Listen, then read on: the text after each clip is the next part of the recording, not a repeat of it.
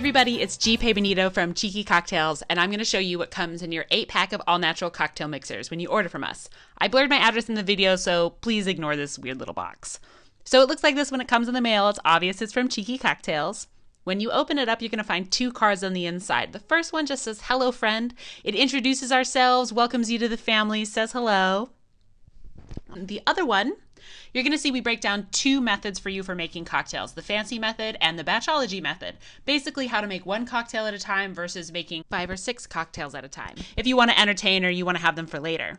On the back are some sample cocktail recipes that make it really easy for you to get started. They're just suggestions. Feel free to mix and match and make it your own. Then you open us up. And pow, there they are. Here's Cheeky Simple Syrup, agave syrup, shelf stable, ginger syrup, honey syrup, hot toddies maybe, honey ginger syrup, penicillins, cran syrup, this is for Cosmos. I love to make Cosmos with gin actually and tequila. I think we're gonna try those out tonight. Lemon juice, and lime juice. Now all of these are shelf stable so they can go straight into the cabinet like this.